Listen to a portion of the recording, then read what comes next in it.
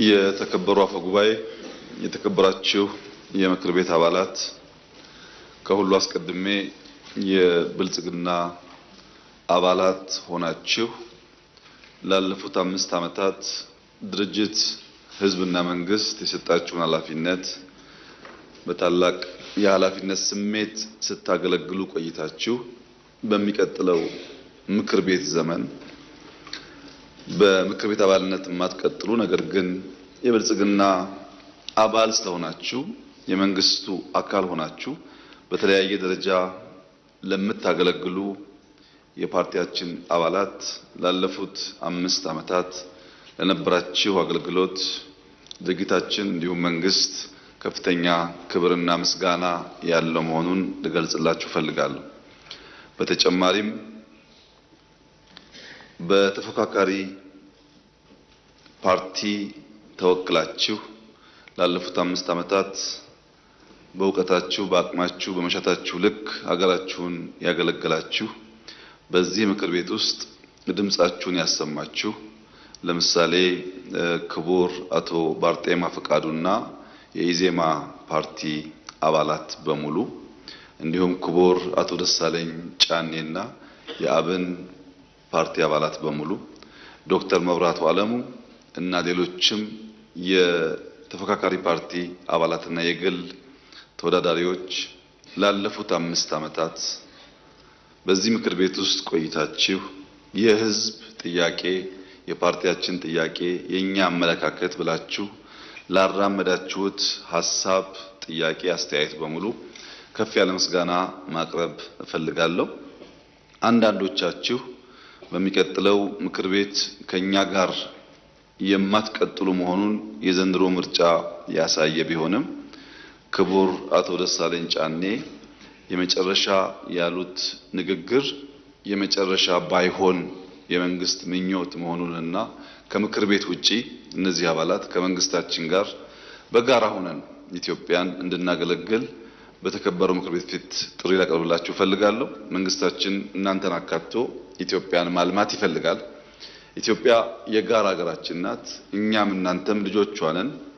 በምክር ቤት ብቻ ሳይሆን በተለያየ ዘርፍ ተባብረን ኢትዮጵያ እንድናበለጽግ አብረን እንድንሰራ ጥሪ ላቀርብላችሁ ፈልጋለሁና የመጨረሻ እንዲሆን ምኞቴ አለመሆኑን ላረጋግጥላችሁ ፈልጋለሁ።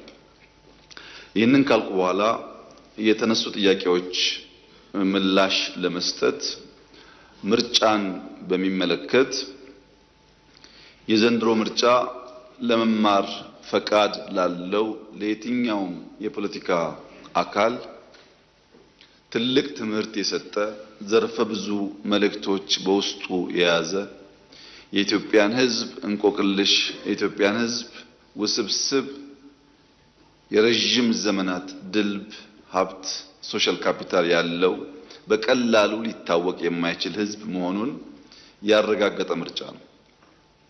ላይ ላዩን ምንናገረውና በውስጥ የሕዝቡ እምነት በምን ያክል ደረጃ የተለያየ መሆኑን ያየንበት ነው። ዘንድሮ ምርጫ ከስካሁኑ ምርጫ የሚለይ አንድ ሁነኛ ባህሪ ያለው እንደተባለው አትመዝገቡ ተብለዋል፣ የለም ብለው ተመዝግበዋል።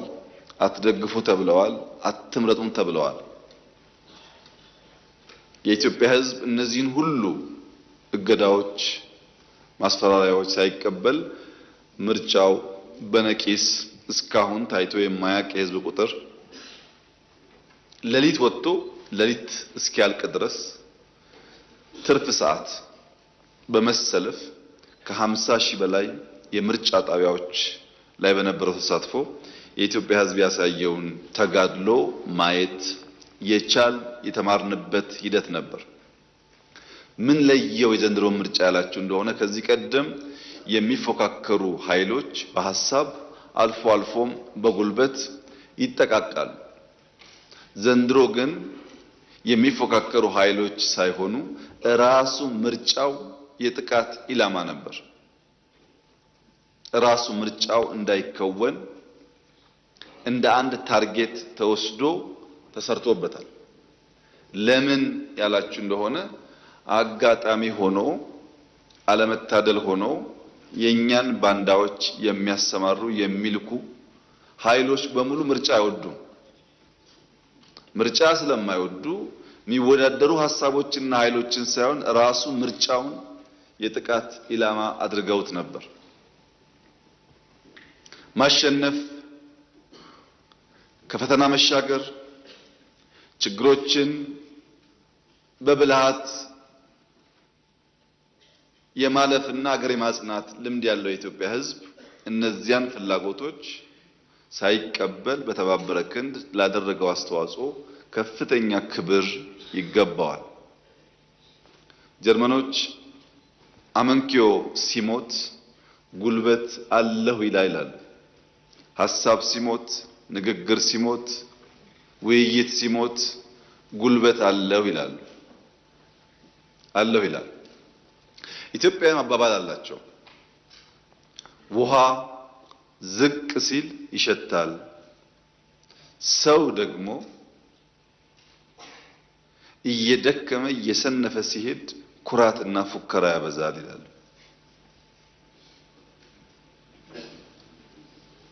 በዘንድሮ ምርጫ ማድረግ አትችሉም፣ አይሳካም የሚለው ሐሳብ የብዙ ኃይሎች ፍላጎት ቢሆንም ኢትዮጵያውያን በአንድ ድምፅ ጽንፈኝነት አንፈልግም፣ ባንዳነት አንፈልግም፣ ዘረኝነት አንፈልግም። እኛ ኢትዮጵያውያን ተባብረን የጋራ ሀገር ማጽናት ማበልጸግ ነው ምኞታችን የሚለውን በአንድ ድምፅ አስተጋብተዋል። ለዚህም ነው ህዝቡን አናቀውም የምንለው። ሰሜን ብትሄዱ፣ ደቡብ ብትሄዱ፣ ምዕራብ ብትሄዱ፣ ምስራቅ ብትሄዱ አንድ ድምፅ ነበር። ጽንፈኝነት አያስፈልገንም የሚል፣ ባንዳነት አያሻንም የሚል። ይህንን ታላቅ ድምፅ አረጋውያን በዚህ ምርጫ እንዳያችሁት በድጋፍ ወጥተው መርጠዋል። እነዚያ አዛውንቶች ለሚቀጥለው 5 ዓመት ሊኖሩም ላይኖሩም ይችላሉ። አዛውንቶች ተሰልፈው የመረጡት እነሱ ስለሚኖሩበት ሳይሆን በእነሱ ድምፅ ሀገር መጽናት ስላለበት፣ በእነሱ ድምፅ የልጆቻቸው ሀገር ቀጣይነት መረጋገጥ ስላለበት ትልቅ መልእክት በውስጡ አለው። በሽተኞች በድጋፍ ወጥተው መርጠዋል። በሽተኞች ይዳኑ አይዳኑ አይታወቅም። በዚያች ቀን ህይወታችን እስካለ በእኛ ድምፅ ምክንያት ልጆቻችን ሀገረ መንግስት ያላቸው መሆን ስላለባቸው ብለው ተደግፈው ወጥተው መርጠዋል። ሀዘንተኞች ከሀዘን ተነስተው መርጠዋል። እናቶች ልጆች አዝለው ወጥተው መርጠዋል። ይሄንን አቅልለን አንወስደውም፣ እንደ ታላቅ አደራ የምንወስደው። ከዚያም ባሻገር ጥይት ይተኮሰባቸው፣ የጥይት ድምፅ እየተሰማ ሸብረክ ሳይሉ ወደ ምርጫ ጣቢያ ሄደው የመረጡ ዜጎቻችን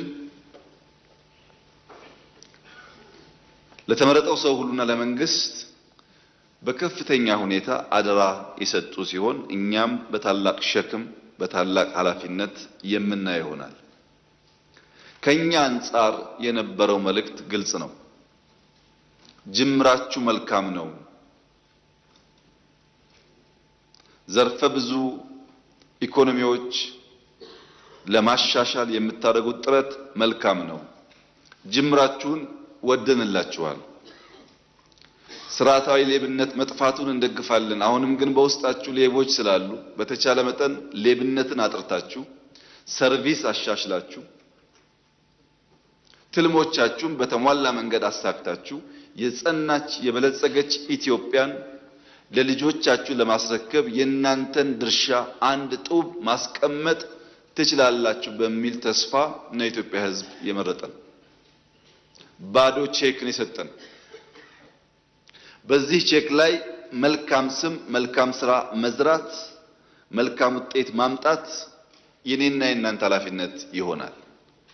ይህንን ቼክ በአግባብ ሳንጠቀም ካበላሸነው የኢትዮጵያ ሕዝብ ጥይት ሳይፈራ እንደመረጠው ጥይት ሳይፈራ የተቃርኖ እርምጃ መውሰድ ይችላል። በታማኝነት እና ሕዝብን በማክበር ማገልገል ምን ያክል ውጤታማና ፍሬያማ እንደሚያደርግ በዘንድሮ ምርጫ ለማየት ተሞክሯል። እንደ መንግስት እኛ በኢትዮጵያ ሕዝብ የምርጫ ታሪክ በአፍሪካ የምርጫ ታሪክ ምናልባት ዲሞክራሲ ከኛ ወዲያ የሚሉ ሀገራትም ቢሆኑ አድርገው በማያውቁት ልክ የብልጽግና ፓርቲ ከ6 ወራት በፊት ይህንን ምርጫ በሚመለከት በነበረን ውይይት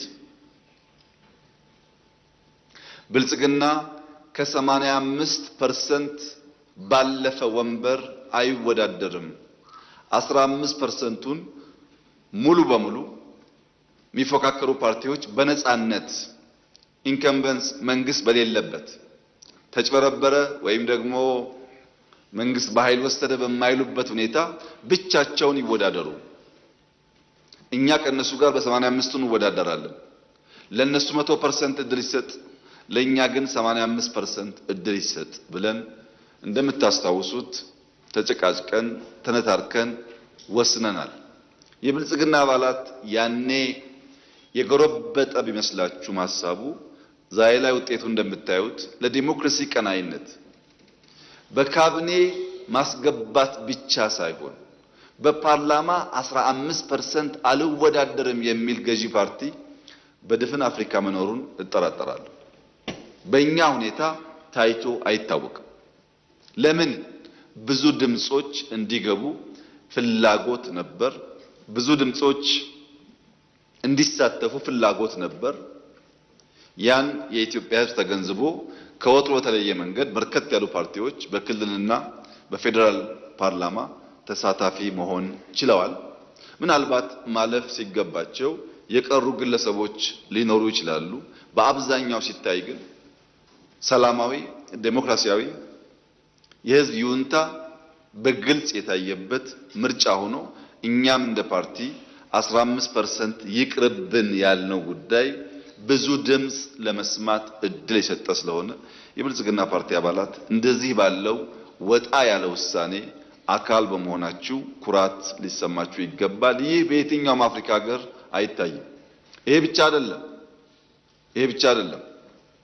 በሚቀጥለው የኢንክሉሲቭ ናሽናል ዲያሎግ ውስጥ ብልጽግና አጀንዳዬ ካላቸው ጉዳዮች አንዱ በስልጣን ላይ ያለ መንግስት ማክሲመም 2 ተርም ብቻ መቆየት አለበት የሚል አጀንዳ ብልጽግና ይዞ የቀረበውንም በአፍሪካ ደረጃ ህገ መንግስት አሻሽለው እድሜ ሲያራዝሙ እንጂ ያልተገደበ እድሜ ኖሯቸው እድሜ ሲገድቡ ሰምተን አናቅም። ይህ ታላቅ እርምጃ ነው። ለሀገር የሚጣል ጡብ ነው፣ መሰረት ነው። አሁን ባለው ስሜት በተሟላ መንገድ መገንዘብ ብንቸገርም ውለን ስናድር ለልጆቻችን አስተማማኝ መሰረት የሚጥል ስለሆነ በዚህም ኩራት ሊሰማችሁ ይገባል ብዬ አስባለሁ። በአጠቃላይ ምርጫው አስተምሮን የህዝባችንን ጥልቅ አሳቢነትና ሰላም ፈላጊነት አሳይቶን ያለፈ ስለሆነ እኛ በዚያ ልክ መገለጥ እንድንችል ፈጣሪ ይርዳን ብቻ ነው ማለት የምችለው። ሰላምን በሚመለከት ለተነሱ ሐሳቦች ከሞላ ጎደል በጥያቄም በአስተያየትም የተነሳው ሐሳብ ገንቢ ነው ብዬ ነው የምወስደው። በኢትዮጵያ እንደምታውቁት ብዙ ታፍነው የኖሩ ጉዳዮች አሉ። እነዚያ ታፍነው የቆዩ ችግሮች፣ ታፍነው የቆዩ ሐሳቦች አሁን ዘመን ሲመቻቸው መንግስት በንጽጽር የተሻለ ስፔስ የጣቸው ቴክኖሎጂ ሶሻል ሚዲያን ሲያመጣላቸው በርከት ያሉ ነገሮች ይወጣሉ። እነዛም በትዕግስት ለተወሰነ ጊዜም ቢሆን ማስተናገድ በዘላቂነት የተረጋጋ ፖለቲካል አውድ ለመፍጠር የሚያግዝ ነው በሚል እምነት አንድ የኢትዮጵያ ትርክት ስብራት በርካታ ጣጣዎች አመጥቶብናል። ያ እንዳይቀጥል ሰዎች ግሪቫንሳቸውን አውጥተው መልሰው ሰክነው የተሻለ ዲሞክራሲያዊ ስርዓት ለመገንባት ያግዛል በሚል የተውነው ጉዳይ ነው። ይሄን ስናደርግ ግን በጣም በርካታ ውይይቶች ስናካሄድ ቆይተናል። አንድ ጠያቂ እንዳነሱት እርሶን ለማግኘት ሰዎች ይፈልጋሉ ላሉት ባለፉት ዓመታት 225 መድረኮች ከህዝብ ጋር አካሂጃለሁ። ከህዝብ ጋር ብቻ ከሃይማኖት አባቶች፣ ከመንግስት ሰራተኞች፣ ከሐኪሞች፣ ከመምህራን፣ ከሀገር ሽማግሌዎች፣ ተወካዮች እየተባለ ከ225 በላይ ውይይት ተሳትፌያለሁ። ፓርቲያችን በየደረጃው ከ4000 በላይ መድረኮች ፈጥሯል። 4000 በወረዳ፣ በዞን፣ በከተሞች በተለያየ ደረጃ የኢንክሉሲቭ ናሽናል ዲያሎግ የሚመሩ አካላት በሪፖርታቸው እንዳቀረቡት በመቶ ሺህ የሚቆጠሩ ሰዎች በድፍን ኢትዮጵያ፣ በመካከለኛው ምስራቅ፣ በአፍሪካ፣ በአውሮፓ፣ በአሜሪካ ያሉ ኢትዮጵያውያን ጨምሮ በኢትዮጵያ ታሪክ ታይቶ የማያውቅ የግራስ ሩት የኤሊት ባርጌን የኤሊት ዲስከሽን ሳይሆን በግራስ ሩት ያሉ ዜጎች ስለ ጉዳያቸው በነጻነት የሚወያዩበትና አጀንዳ የሚሰጡበትን መድረክ ፈጥረዋል። ይህንን ሂደት ባናራክሰው ጥሩ ይሆናል። ብዙ ጉዳዮች የመጡበትና ለኢትዮጵያም የሚጠቅም ስለሆነ በእነዚህ ውይይቶች ምን አገኘን ያላችሁ እንደሆነ የማህበረሰብ ግጭት ቀንሷል ወይም እምብዛም አይሰማም። አማራና ኦሮሞ፣ ሶማሌና ኦሮሞ፣ ጌዲዮና ሲዳማ ወይም ወላይታና ሲዳማ የሚባል ህዝብና ህዝብን የመሰለ የሚያገናኝ ግጭት ኢትዮጵያ ውስጥ ቀንሷል። ሃይማኖትና ሃይማኖትን የሚያጋጭ ግጭትም ኢትዮጵያ ውስጥ ቀንሷል። ኢትዮጵያ ውስጥ ያለው ምንድነው ያላችሁ እንደሆነ አሁን ብሔርን ከብሔር ሃይማኖትን ከሃይማኖት የሚያጋጩ ኃይሎች እነዛ ብሔሮች አልጋጭ ሲሏቸው እነሱ እየመጡ እየገጯቸው ነው። አሁን ያለው አጋጭ የነበረው ገጭ መሆኑ ነው እንጂ እርስ በርስ ያለ ጉዳይ እምብዛም አይታይም ወይም በእጅጉ ቀንሷል። ይሄ ትልቅ እርምጃ ነው። ይበልጥ ስንወያይ፣ ህግ ስናበጅ፣ ጥያቄዎች በአግባብ አድምጠን ስንመልስ በዜጎች መካከል በህዝቦች መካከል የሚፈጠሩ ጉዳዮች ይበልጡኑ እየቀነሱ እየሰከኑ የመሄድ እድል እንዳላቸው ያመላክታል። ያም ሆኖ ግን ያልተፈቱ ኢንሲደንቶች እዚህም እዚያም አሉ። እንደተባለው አንዳንድ ኃይሎች በተለያየ ክልል መሽገው ሸፍተው አልፎ አልፎ ግጭት ይፈጥራሉ። ያ ለምንድን ነው የሆነው የሚል ጥያቄ ግን ካላችሁ ኢትዮጵያ ተረጋግታ ጸንታ እንዳትኖር የሚሹ ኃይሎች ገንዘባቸውን ጊዜያቸውን አጥፍተው ባንዳ ያሳድዳሉ። እኛ ደግሞ ክፉ አመል አለብን። በጣሊያን ጊዜ እንደምታስታውሱት አልፎ አልፎ ባንዳዎች በውስጣችን አሉ። እነዚህ ባንዳ ፈላጊና ባንዳዎች ሲገናኙ በየቦታው ጥርት ባለ ዓላማ ፍላጎት የተሰናሰለ ጉዳይ ሳይሆን ግጭት ይፈጥራሉ።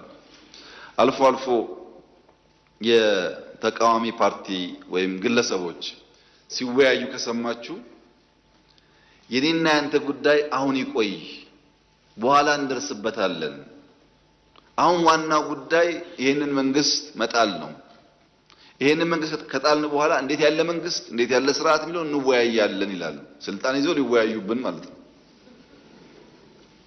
ዲፈረንሱ ምንድነው? ከኛ ጋር እኛ ዝግጅታችንን ጨርሰን ምን አይነት መንግስት ምን አይነት ፓርቲ ምን አይነት እሳቤ ለኢትዮጵያ እንደሚበጅ ተዘጋጅተን ስንመጣ እኛን የሚቃረኑ ደግሞ ከመጡ በኋላ ሊዘጋጁብን ይፈልጋሉ። ይሄ ለየቅል ነው ጉዞ። ለዚህ ነው ባጠረ ጊዜ ውስጥ በጣም ከፍተኛ ውጤቶች ኢትዮጵያ ውስጥ ማየት የቻልነው። ለዚህ መፍትሄው አንድ ህዝባችንን በቀጣይነት ማወያየት፣ የጸጥታ ተቋማት ማጠናከር። ከፍተኛ ለውጥ ነው ያለው።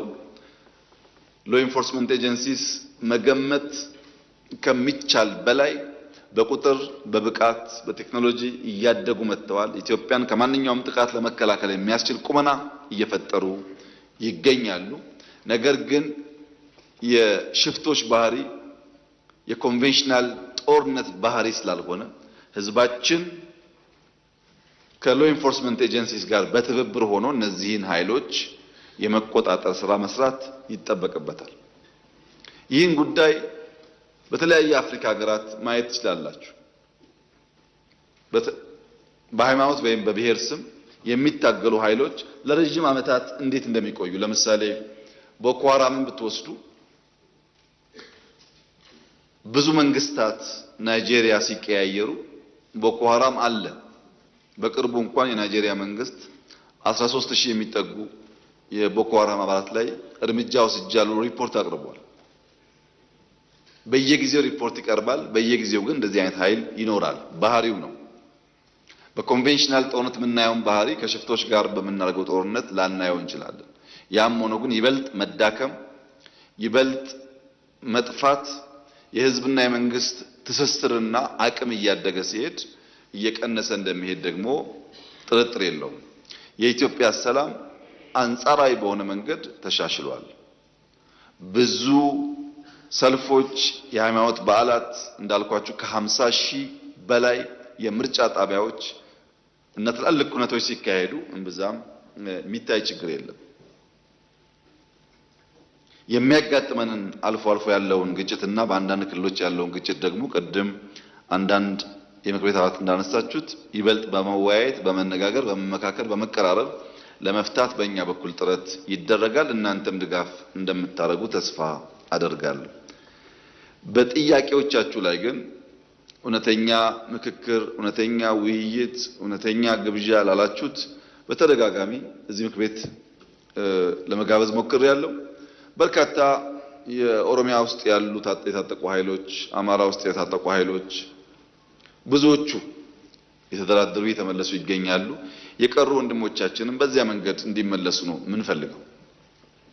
በእኛ በኩል ያለው ፍላጎት እሱ ነው። ለምን? ስለማያዋጣ ወደ ድል ስለማይወስድ ተነጋግረን በጋራ ሀገር ማነጽ መገንባት ይሻላል የሚል እምነት ነው ያለን። ይሄንን ማጠናክረን እንቀጥላለን። ፕሪቶሪያን በሚመለከት ፕሪቶሪያ እንደ ድርድር ብቻ መታየት ያለበት ጉዳይ አይመስለኝም። ብዙ ውጤት ያስገኘ የሰላም ስምምነት ነው። ከሁሉ በላይ አሸናፊና ተሸናፊ እኩል ቁጭ ብለው የተወያዩበት ድርድር ነው።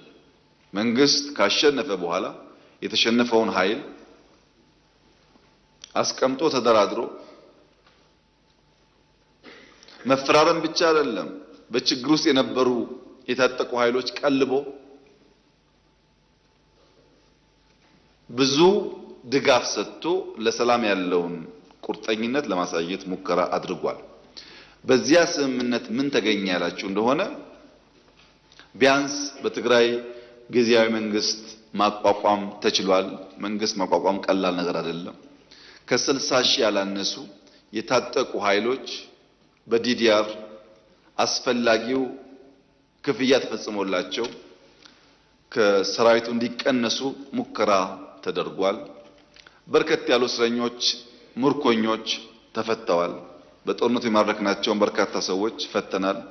አንዳንድ ምርኮኞች ናቸው አሁን እዛ ሄደው ዋና ተቆርቋሪ ሆነው የትግራይን ህዝብ እያመሱ ያሉት። ምርኮኞች መፍታት ብቻ ሳይሆን ሰርቪስ ቆሞ የነበረ በአየር በቴሌኮም በተለያየ መንገድ ሰርቪሶች ተለቀዋል። ከዚያ ባሻገር እነዚህ ኃይሎች ሀብታችን ንብረታችን የሚሏቸውን በተለያየ ቦታ ያሉ ሀብቶቻቸውን ጠብቀን አቆይተን ሰጥተናቸዋል። ቤቶች፣ ህንጻዎች እንደምታውቁት ማለት ነው። ከየት መጣ ብለን በቀላሉ ምክንያት ፈጥረን መውረስ የምንችላቸውን ሀብቶች ለሰላም ሲባል አቆይተን መልሰናል። አሁን ዛሬ እዛ ሰላም የሚያውቁ ኃይሎች ሚስቶቻቸው፣ ልጆቻቸው ከፊሉ አዲስ አበባ፣ አብዛኛው ውጭ ሀገር እንዳሉ እናውቃለን። አዲስ አበባ ያሉትን ከፊል ቤተሰብ ያልነካንበት ዋናው ምክንያት በአንድ ሰው ጥፋት ዘሆል ቤተሰብ መታመሱን እንደ መንግስት በወደ ሰፊነት ማየት ይሻላል ብለን ስላሰብን በርካታ ጥቅም ከማስገኘቱ በተጨማሪ ለምን ፕሪቶሪያ ተስማማችሁ የሚሉ ደግሞ በጣም በርካታ አኩራፊዎች ተፈጥረዋል።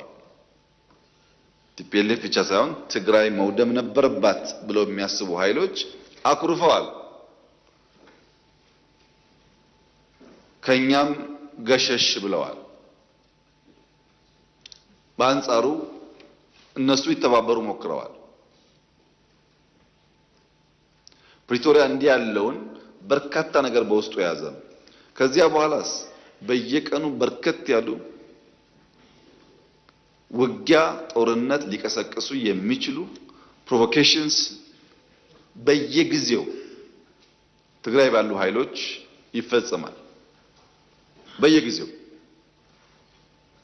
ከሁሉ የከፋው አሁን በርካታ የትግራይ ልጆች በጉልበት ታፍሰው ሱዳን ላለው ጦርነት ተሽጠዋል።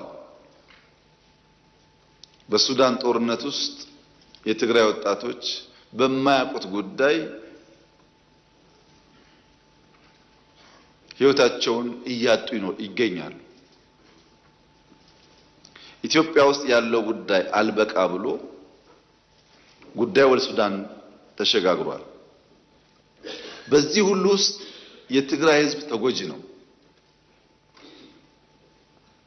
የትግራይ ሕዝብ የችግሩ ባለቤት ሳይሆን የችግሩ ገፈት ቀማሽ ነው። የትግራይ ሕዝብን ችግር የበለጠ ያባባሰው የውስጥ ቁስል መሆኑ ነው። የማይታይ የውስጥ ቁስል በቀላሉ የማይሽር መሆኑ ነው። በነገራችን ላይ ዛሬ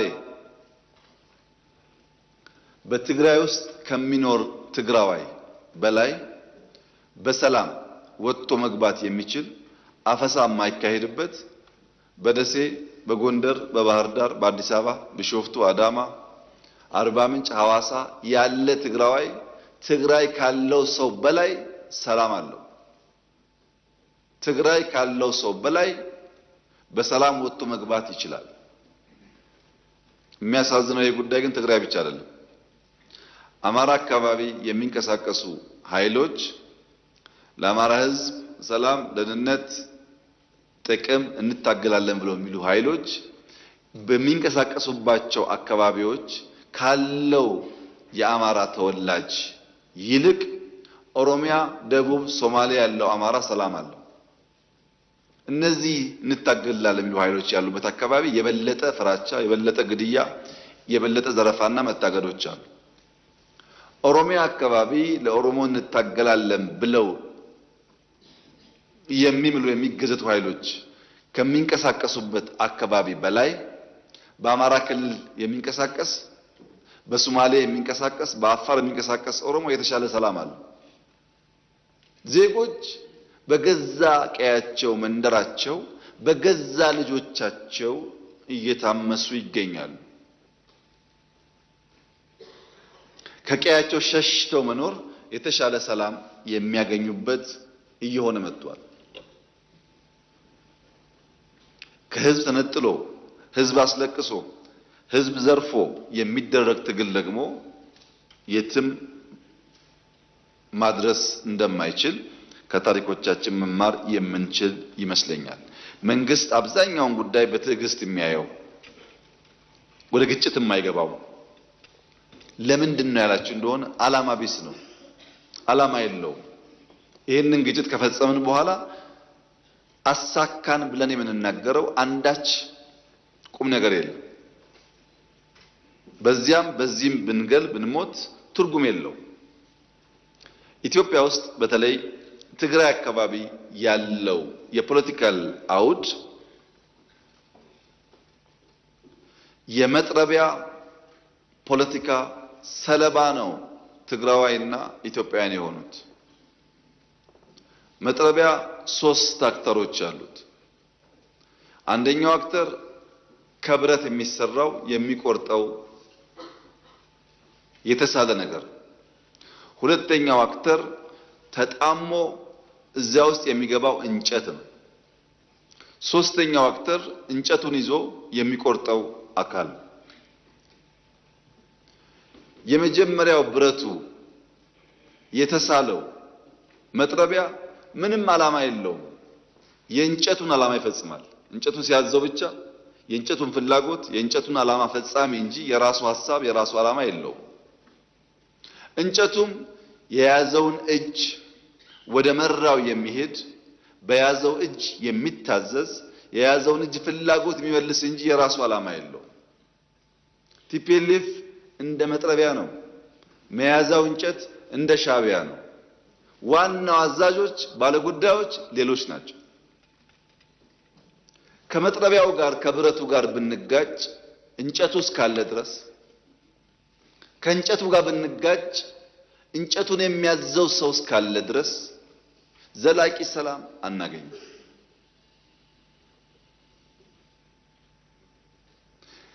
ይልቁንስ ለመጥረቢያውና ለእንጨቱ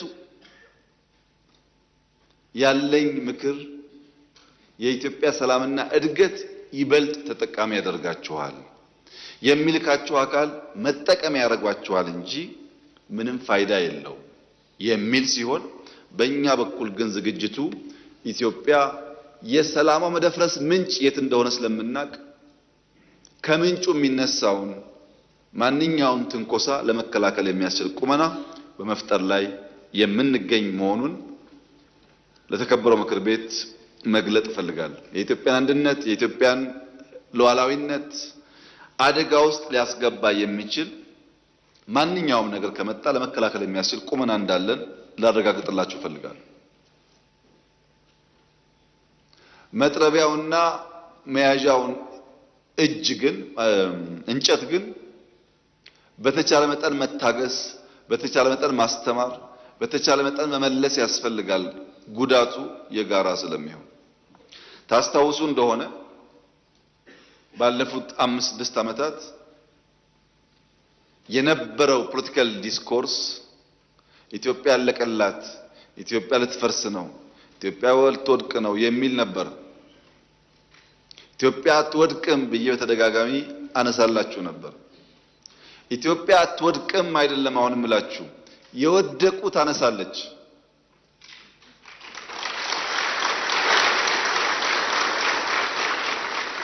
የወደቁ ታነሳለች፣ የተኙ ታነቃለች።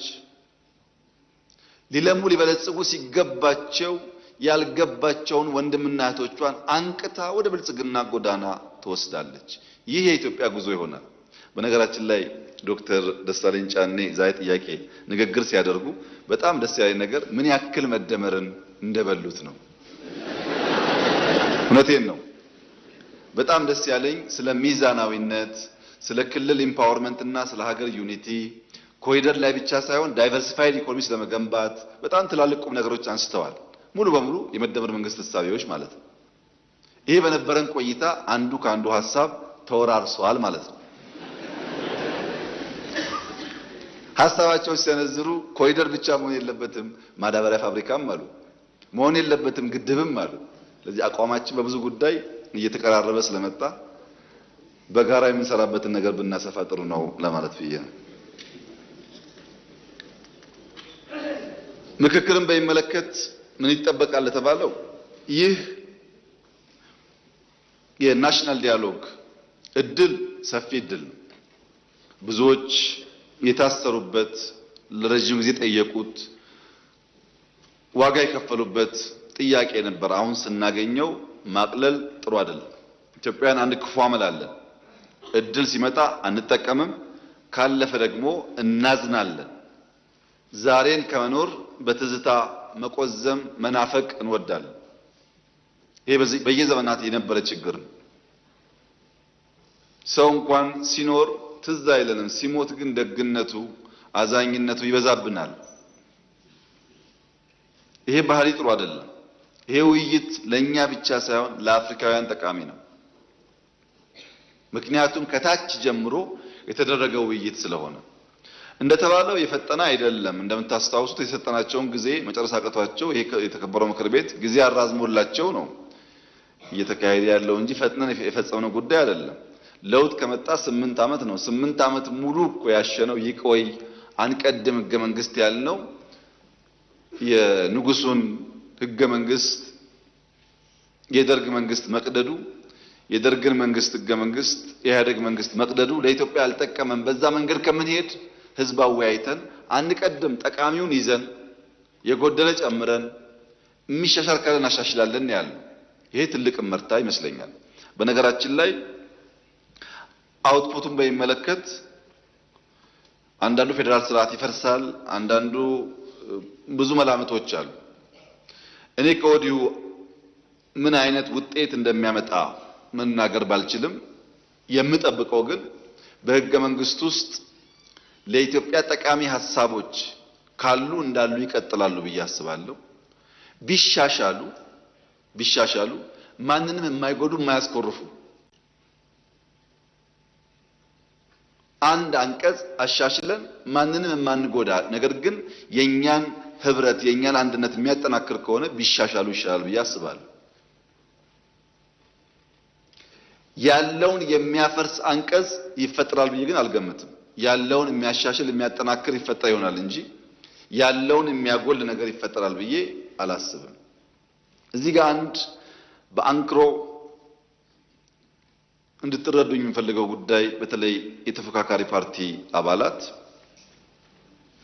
በሌላም ሀገር ያላችሁ ፖለቲከኞች እኛ እንወያይ፣ እንመካከር፣ እንፍታ እያል ያለነው ችግር እኛ የፈጠርነው ችግር አይደለም።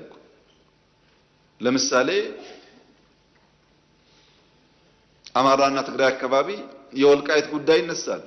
እኛ አልፈጠርነውም እኮ እኛ ላይ ወደቀብን እንጂ እኛ አልፈጠርነውም ይሄን ችግር። እንፍታው ነው ያልነው እንጂ እኛ የፈጠርነው ችግር ነው ማለት አይደለም። ልማት በሚመለከት መገጭ ወይም አርጆ ወይም ሶማሌ ክልል ወይም አፋር የተጀመረው ግድብ እኛ ላይ ወደቀብንና እንፍታዋልን እንጂ እኛ እኮ አልጀመርነውም። የተጀመሩ የምትሏቸው ጉዳዮች እኮ እኛ አልጀመርናቸውም። ህዳሴ ከነጥፋቱ እኛ ላይ ወደቀብን እንጂ እኛ አልጀመርነውም። ምንወያየው የብልጽግና ፓርቲ ወይም የመደመር መንግስት የፈጠራቸውን ችግሮች ለመፍታት አይደለም። ለዘመናት የተከማቹትን አብረን ተወያይተን መልክ እናበጅ፣ አዲስ ሶሻል ኮንትራክት እንፈርም ለማለት ነው። እዚህ ጋር መዛባቶች አሉ ይመስለኛል። ልማትም ስንጠይቅ የተጀመረው ማን ጀመረው? ለምን ጀመረው? ፖለቲካል ኢሹም ሲሆን እንዴት ተጀመረ? እንፍታ የሚለውን ኮሚትመንት እኛ እንደፈጠርነው አይነት ተደርጎ ባይወሰድ ጥሩ ነው። ያም ሆኖ ግን አሁን ያለው ትውልድ መክሮ ዘክሮ ተነጋግሮ መፍታት አለበት የሚለውን እኛም እናምናለን። ለዚያም ነው ውይይቱን በዚህ መልክ እየደገፍን ያለ ነው። እንዴት ይሆናል ብለው ያስባሉ ላሉት ምንም ነገር አይሆንም። በደንብ እንወያያለን። ጠቃሚ ሐሳቦች ይመጣሉ። እነሱም ኮሚሽኑ አቀናብሮ ለኛ ያቀርብልናል። እኛ ትምህርት እንወስድበታለን፣ እንወያይበታለን። ሊሻሻል የሚገቡ ጉዳዮች እናሻሽላለን። ተሰብስበን አጨብጭበን እናጸድቃለን። ምንም አይፈጠርም። ምንም የሚፈጠር ነገር የለም። ምክንያቱም አስበን አቅደን በእውቀት በዝግጅት ነው የምንሰራው። ምርጫ እኮ መክረውናል፣ አታርጉ አይሆንም ብለውናል። አይ ግድ የላችሁ ምርጫም ይደረጋል፣ መንግስትም ይቋቋማል፣ ጠቅላይ ሚኒስትሩ ንግግር ያደርጋሉ። የሚቀር ነገር አይደለም ማለት ነው።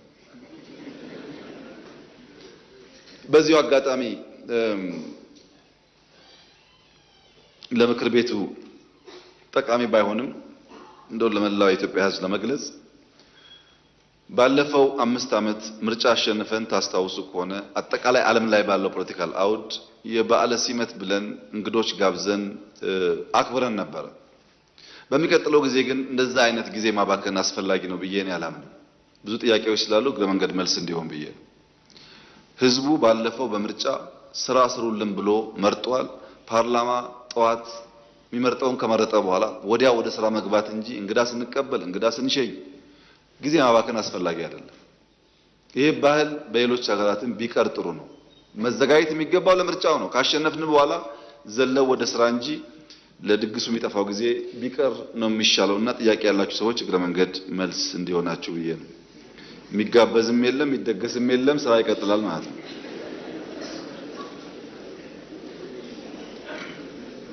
በየሀገራቱ ለዚህ ጉዳይ እንሄዳለን። መቅረት ችግር ነው። ሰው ይጠራና ሲቀር በጣም ኩርፊያ ስላለና ያየሁት ጋባዡም ተጋባዡም ሲቸገሩ ነው። ማንም ሰው ደስ ብሎት አይሄድም።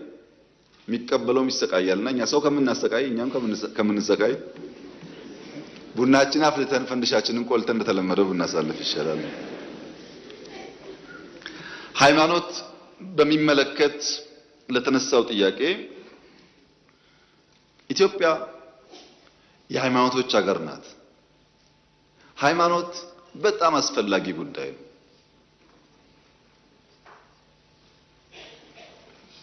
ሀገር በኢንፍራስትራክቸር ብቻ አትገነባም። ሱፕራና አልትራስትራክቸር ለአንድ ሀገር በእጅጉ ያስፈልጋል። ሱፕራና አልትራስትራክቸር የሚገነቡ ባህሎች፣ ትውፊቶች፣ እሴቶች የሚገነቡ ተቋማት ለኢትዮጵያ ያስፈልጋሉ። አጋጣሚ ሆኖ ኢትዮጵያ ውስጥ እንደመታደል ነው አብዛኛው ሕዝብ የሚከተላቸው ሃይማኖቶች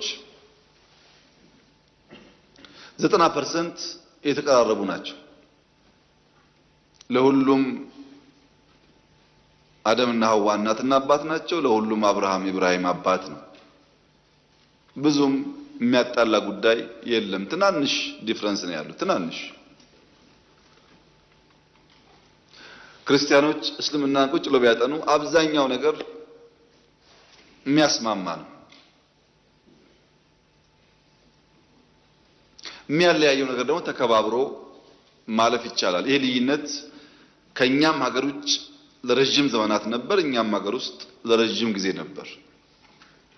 ኢትዮጵያ ውስጥ ሃይማኖቶች ከፍተኛ የሰላም የትብብር ዘመናት በስፋት ነበራቸው። አልፎ አልፎም የግጭት ታሪክ አላቸው። የሚካድ አይደለም። ከግጭት ተምረው ታርቀው አብረው የቀጠሉባቸው ዘመኖች ደግሞ ሰፊ ናቸው። በዓለም ላይ አጠቃላይ ያለው ግጭት 4 መንስኤ አለው።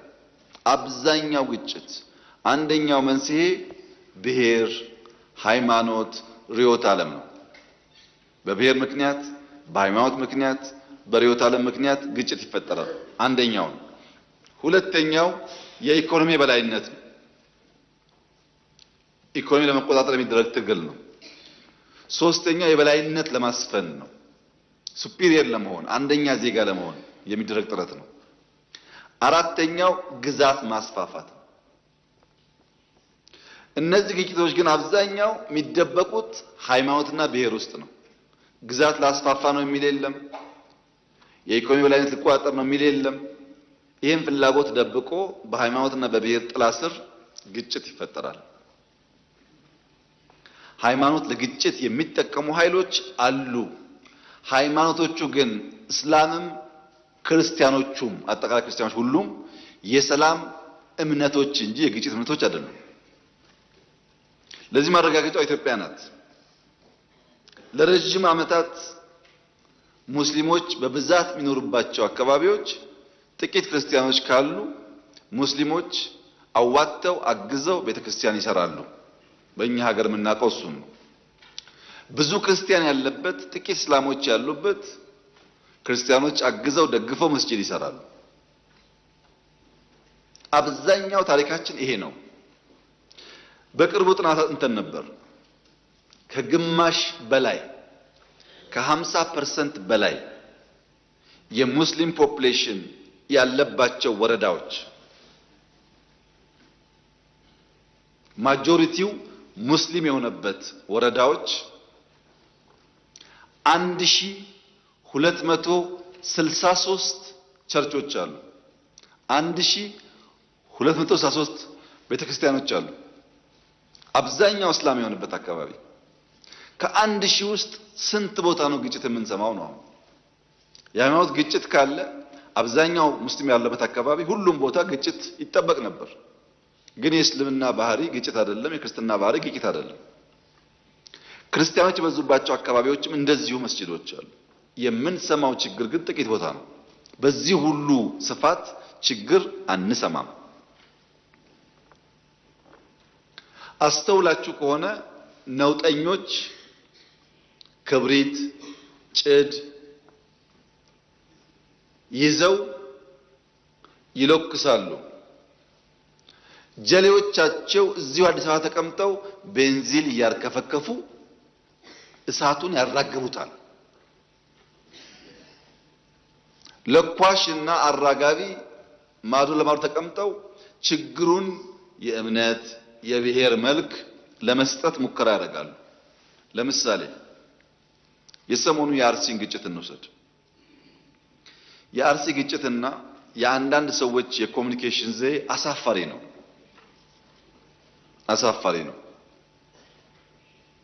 አሜሪካ ሰለጠነች፣ ህዝቧ ስልጡን ነው ተብለው ከሚዘረዘሩ በርካታ ምክንያቶች ውስጥ አንድ የሚገዛኝ ነገር አለ።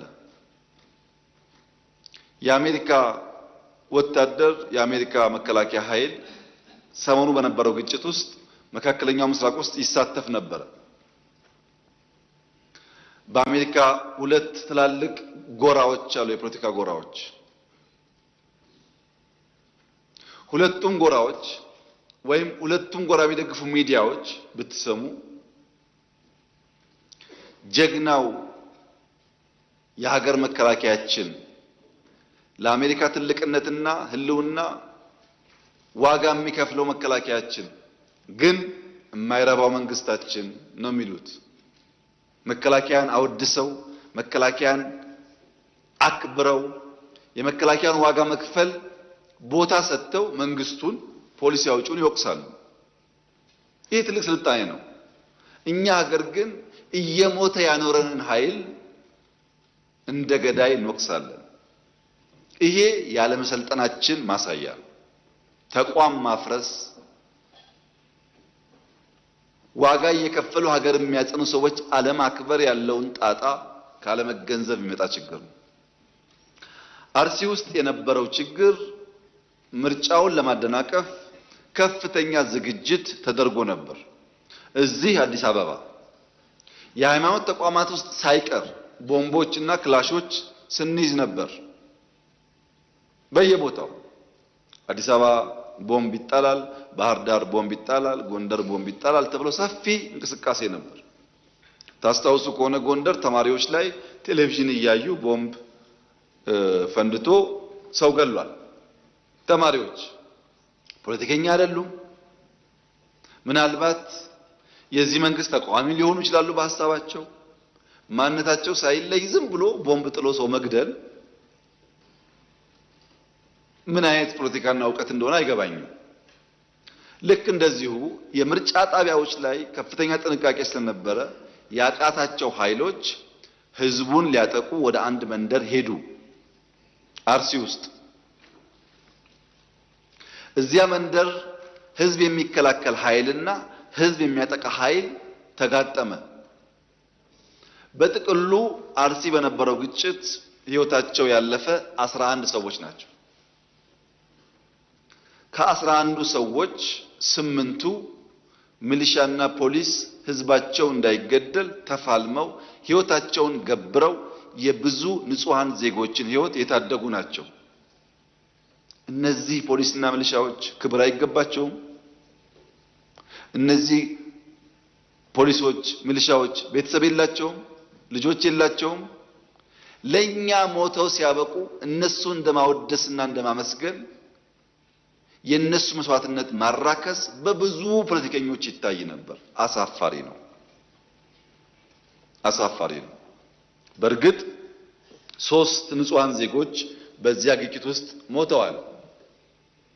በነበረው ግጭት ውስጥ ለምሳሌ የሃይማኖት መልክ መስጠት ታስቦ ነበር፣ ግን እዚህ ውስጥ ሙስሊሞች ሞተዋል። ባይዘው ሙስሊሞች የሞቱት በንጹሃን ዜጎች ብቻ አይደለም። ህዝብ ለመታደግ እየተፋለሙ የሞቱ ሚሊሻና ፖሊሶች ሙስሊሞች አሉበት። ምን ነው ሃይማኖት ግጭት ሰው እንዳይመታ እየተዋደቀ ያለን ሰው በሃይማኖት ጥላ መውቀስ ተገቢ ነው? ነገሩንስ በወጉ በቅጡ ሳይገነዘቡ ማራገብስ ተገቢ ነው? ይሄ አይጠቅመንም። ከዚህ የሚገኝ ፖለቲካል ትርፍም አያዋጣም። የሞተው ወንድማማች ነው። ከዚህኛውም ከዚያኛውም እምነት ሊሆን ይችላል። ግን ውጊያው የእምነት ሳይሆን ሽፍቶች ሰው ገለው ሰው አፈናቅለው የነበረውን ሰላማዊ ድባብ ለማጠልሸት ስራ ተሰጥቷቸው እዛ ብቻ እንኳን በርካታ ቦታ ሌላውን አክሽፈነው ነው ያደረጉት ሙከራ ውጤት ነው። በዚያ ቦታ ላይ ህዝባቸውን ለመታደግ መስዋዕትነት ለከፈሉ የፖሊስና ሚሊሻ አባላት የተከበረው ምክር ቤት ክብር እንዲሰጥልኝ በትህትና ጠይቃለሁ።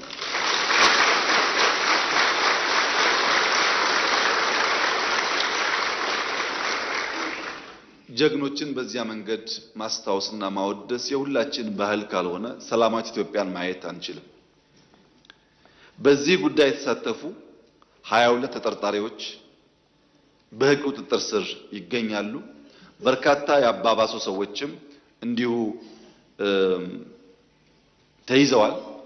የተፈናቀሉ ከ90% በላይ ተመልሰዋል። የቀሩትን በቅርቡ ይመለሳሉ። በነበረው ግጭት ሸሽተው የወጡ ሰዎች ነበሩ። እነሱ ወደ ቦታቸው ይመለሳሉ። በዚሁ አጋጣሚ ማስጠንቀቅም አደራማትም ፈልገው አዲስ አበባ ተቀምጣችሁ ጫት እየቃማችሁ በሌላችሁበት ቦታ በሶሻል ሚዲያ የምታራግቡ ሰዎች ጥንቃቄ አድርጉ። እዚህ ሆኖ ባላጣራ ጉዳይ የሚያራግብ ሰውንና እዛ የሚጋጨውን ሰው ለይተን አናይም። የምታውቀውን ያየኸውን የመንግስትም ጥፋት ከሆነ ግለጥ፣ ችግር የለውም። የማታውቀውን ያልነበርክበትን ቦታ እስላም ነው፣ ክርስቲያን ነው፣ አማራ ነው፣ ኦሮሞ ነው እያልክ የግሩፕ ጨዋታ መጫወት ግን አስፈላጊ አይደለም። በጥቅሉ ስለሚጎዳን ጥንቃቄ ብታረጉ ጥሩ ነው። አጋጣሚ ሆኖ ስለተመረጠን ማለት ነው። ሌላው ከትምህርት ጋር ተያይዞ የተነሳው ጥያቄ ኮንሰርኑ ለትምህርት ጥራት ስራ ይሰራ የሚለው ጉዳይ በጣም ጠቃሚ ሐሳብ ነው። ነገር ግን ከስራ አንፃር አይ ቲንክ በጣም የተሳካልን የስራ መስክ አንዱ ካለ ትምህርት ሚኒስቴር ነው።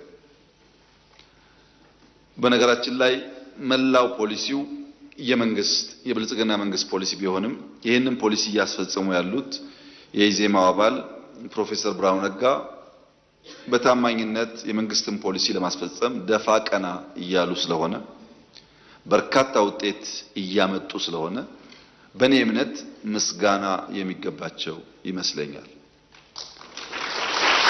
ለምሳሌ ከ30 ቢሊዮን በላይ ህዝብ እንዲያዋጣ አድርገው በሁሉም ክልሎች ሞዴል ሃይስኩል፣ ቦርዲንግ ሃይስኩል እየሰሩ ነው። ይሄ ትምህርት ሚኒስቴር ስራ አይደለም፣ የክልሎች ስራ ነው። በግጭት የተበለሻሹ የተሰባበሩ የተቃጠሉ ቤቶች በጣም በርካታዎችን እየጠገኑ ነው። ለእንደዚህ ያለው መልካም ስራ መጽሐፍ ከብዙ ኃይሎች እየለመኑ እርዳታ እየፈለጉ አሳትመው በቴክኖሎጂ የትምህርት ጥራት ለማረጋገጥ የሚያደርጉትን ጥረት አይ ቲንክ ማመስገን የሚሻል ይመስለኛል። የሚጎል ነገር ደግሞ ካለ ማሙላት ማገዝ የሚሻል ይመስለኛል። በእኛ በኩል ግን በትምህርት ዘርፍ ያለን አቋምና የምንሰራው ስራ ከየትኛውም ዘርፍ ስራ በላይ እንኮራበታለን። አንደኛ ባለፉት 7 ዓመታት 35,000 መዋለ ሕፃናት የገነባ መንግስት ነው። አንድ መንግስት አይደለም፣ 10 መንግስት ደምራችሁ አታገኙም ይሄን ቁጥር። 35,000 መዋለ ሕፃናት የገነባ ነው። እነዚህ ሕፃናት ምርጫ እንደማይመርጡን እናውቃለን። በፌስቡክ ላይክ እንደማያደርጉ እናውቃለን። በዩቲዩብ ወጥተው እንደማይናገሩ እናውቃለን። ከ20 ዓመት በኋላ ግን የኢትዮጵያ ህልውና እንደሆነ ደግሞ እናውቃለን። ከአጭር ጊዜ አንፃር ሳይሆን ከረጅም ጊዜ አንፃር ነው ኢንቨስትመንቱ። በ5 ዓመት እንዴት መዋለ ሕፃናት የገባን ሰው ውጤት ማወቅ ይቻላል? ከመደመር መጽሐፍ ሽያጭና ከመሰል ግብአቶች ብቻ የፈርስት ሌዲ ኦፊስ 35 ሞዴል ሃይ ስኩልስ በሁሉ ክልል ሰርቷል። እንዴት ሊራከስ ይችላል? የኢትዮጵያ ዘመናዊ መንግስት ከተመሰረተ ባለፉት 100 ዓመታት ይሄ ኦፊስ 30 ትምህርት ቤት አልሰራም። በ100 ዓመታት ውስጥ ማራከስ አይቻልም። ትልቅ ውሳኔና ትልቅ ኮሚትመንት ነው። ኤሌመንተሪ እና ሃይ ስኩል በጣም በስፋት በብዙ ሺዎች ነው እየገነባን ያለነው። ሞዴል ሃይ ስኩሎች የገነባናቸው ማደሪያ ብንጨምርበት ቦርዲንግ ስኩል መሆን ይችላሉ። በጣም በቆንጆ ስታንዳርድ እየተሰሩ ነው ያሉት። እኔና እናንተ አርብ እበት ለቅልቀን ሰኞ የምንማርበት አይነት አይደለም ማወራችሁ። እንደዛ አይነት አይደለም። ከዛ በጣም እየተሻሉ ኢንፍራስትራክቸር እየተገነቡ ነው ያሉት። ቅድም ክቡር ዶክተር ደሳለኝ ሲያነሱ ስለ መምህራንና ተማሪዎች ያሉት ሀሳብ ትክክል ነው። መምህራን ሪስፖንሲቢሊቲ ያለባቸው ተማሪዎቻቸው እንዲያልፉ ቀላል ሚና አይጫወቱም። ትክክል ነው ሀሳቡ። ግን እርሱም እንደሚያውቁት ሴክተሩን የነበረውን ስብራት የነበረውን ሪፎርም ኢንቨስት አድርጎ መምህራን አዘጋጅቶ ውጤት ሃርቨስት ማድረግ ጊዜ እንደሚወስድ ደግሞ በደንብ ይገነዘባሉ ብዬ ተስፋ አደርጋለሁ። አንድ የማይገባኝ እሳቤ ያለ ኢትዮጵያ ውስጥ የድሮ ሰዎች የድሮ ፖለቲከኞች ባዮግራፊያቸውን ስታነቡ ወይም ስትሰሟቸው በጎጃም ክፍለ ሀገር በነበረው የሃይ ስኩል ፈተና እኔ ብቻ አንድን ያልፌ ዩኒቨርሲቲ ገባው፣ በወለጋ ጠቅላይ ግዛት ውስጥ በነበረው ሃይ ስኩል አንድ ሃይ ስኩል ነበር፣ ሁለት ሃይ ስኩል ነበር፣ እኔ ብቻ አልፌ አዲስ አበባ ዩኒቨርሲቲ ገባው የሚሉ ሰዎች ናቸው። አሁን ቁጥር ደግሞ አነሰ የሚሉት። አሁን እኔ ብቻ የሚባልበት ዘመን አልፏል። ብዙዎች በጋራ የሚያልፉበት እድል አለ። ነገር ግን መሰረቱ ላይ ሳንሰራ ፍሬው ላይ የምናስበው ነገር አይጠቅምም። ያለፉት 7 ዓመታት 35,000 ኪንደርጋርተን የገነባው መንግስት አንድ ዩኒቨርሲቲ አልገነባም። አሁን መደመር ዩኒቨርሲቲን እየገነባ ነው ኤአይ አንድ። ለምን ታች ሳንሰራ ላይ ብንከምረው ዋጋ የለውም። ኮንዶሚኒየም ገነባን ብለን የትምህርት ስርዓት አደገ ማለት አንችልም። ክቡር አቶ ደሳለኝ ዶክተር ደሳለኝ ጊዜ ካለዎት 2-3 ዩኒቨርሲቲ ብቻ ቢያዩ፣ ባህር ዳርም ጅማም ቢያዩ ቢያንስ 1000፣ 2000፣ 3000 ተማሪ የሚሸከም ባዶ ኮንዶሚኒየም ዩኒቨርሲቲ ውስጥ አለ። ባዶ ኮንዶሚኒየም ተገንብቶ ተማሪ የሌለበት። ለምን? ዋናው ዓላማ በኮንትራት በግንባታ ውስጥ የሚገኝ ጥቅም እንጂ የትምህርት ጥራት አልነበረም። አሁን መደመር ዩኒቨርሲቲ እኛ እየገነባ ነው። 6-7 ወር 1 ዓመት በኋላ ሙሉ በሙሉ ግንባታው ያልቃል። በእርግጠኝነት ነው የምነግራችሁ፣ በእርግጠኝነት የትኛውም የኢትዮጵያ ዩኒቨርሲቲ የዛ አይነት ጥራት ያለው ግንባታ ሊኖረው አይችልም። በእርግጠኝነት የትኛውም የአፍሪካ ዩኒቨርሲቲ በዚያ ልክ ጥራት ያለው ግንባታ ሊኖረው አይችልም። ምን ገነባው ለልጆቻችን ስለሆነ ማለት ነው። የትኛውም ዓለም የምንጓጓውን ዩኒቨርሲቲ አይነት ኢትዮጵያ ውስጥ እናያለን በጥራት። ለምን?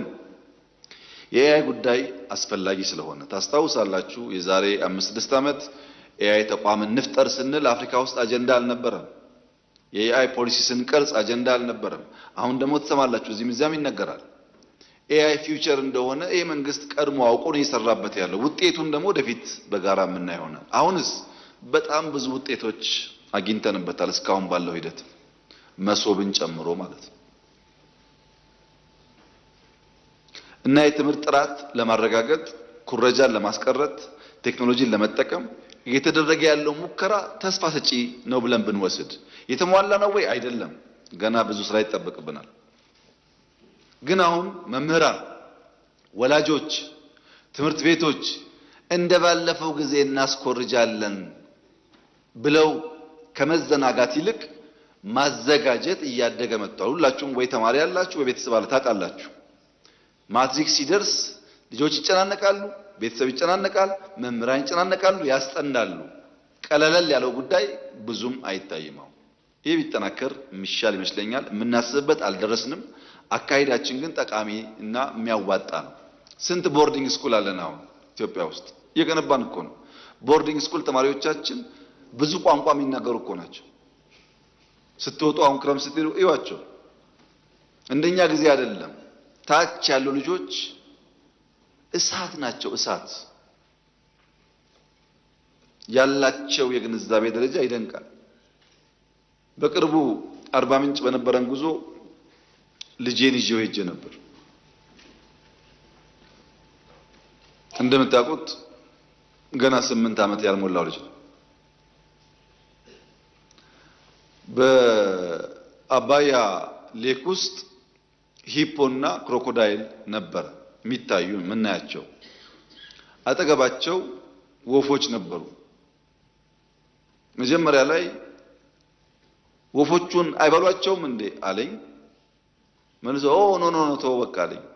ለካ አይበሏቸውም። ወፎቹ ከክሮኮዳይል ጥርስ ውስጥ ስጋ እንደሚያወጡ አውቃለሁ አለኝ በ8 ዓመቱ። እኔ ግን በ38 ዓመቴ ያወቁት። ልጆቹ እንደምናስበው አይደሉም፣ እሳቶች ናቸው። ብዙ ያውቃሉ። ዕውቀታቸውን ከሀገር ፍቅር ጋር፣ ዕውቀታቸውን ከትጋት ጋር፣ ዕውቀታቸውን ከኮሌክቲቭ ጥቅም ጋር ማያያዝ መቻል ይኖርብናል እንጂ የሚቀጥለው ትውልድ የሚያሰጋ አይደለም። ስጋቱ ያለው እና ፖለቲካውም ወደሚቀጥለው ትውልድ ቢገባ ልማቱም ወደዛ ቢገባ ኢትዮጵያ አትራፊ እንጂ ተጎጂ አትሆንም። በዚያ መንፈስ ማየት ጠቃሚ ይሆናል። ከዚህ ጋር ተያይዞ ግን አንድ ቁልፍ ጥያቄ ተነስቷል።